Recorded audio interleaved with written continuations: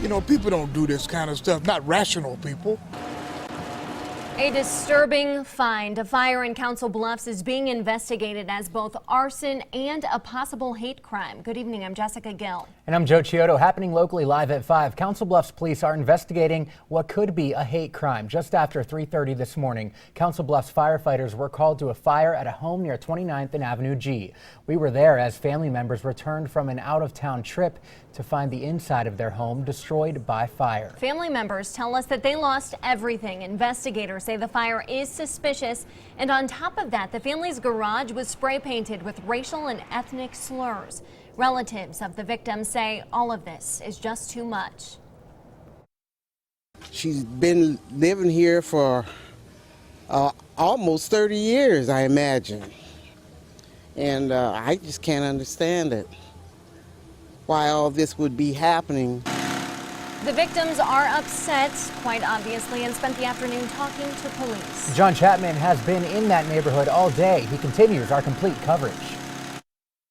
Some people say the west side of Council Bluffs has a bad reputation. Well, this criminal act doesn't make things any better. Council Bluffs police say these racial and anti-Semitic slurs have stained this garage for at least a couple of days. The situation intensified early this morning around 3:30 when fire crews were called to the house. Preliminary investigations revealed the fire is suspicious and is under investigation. Police reports state that a white female lives here with her biracial daughter and adult biracial grandson. They were out of town when the fire started.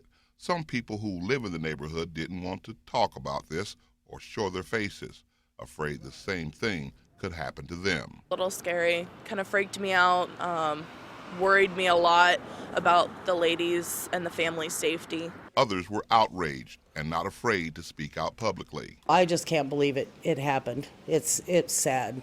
There's no reason, I don't think, to do anything like that. I think it's totally insane. I can't believe that.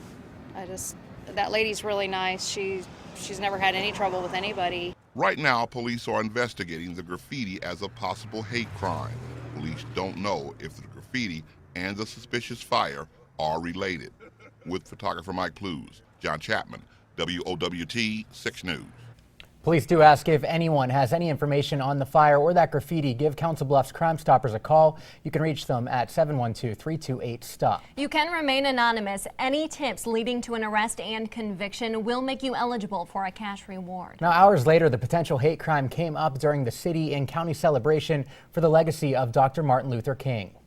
They talk about the progress we've made, but there are still real challenges in America that all of us have to have the courage to call out and stand against. So I would ask that you would be in prayer for that family and that you would be willing to stand against the hate that some would want to perpetrate in our communities and across the river in Council Bluffs.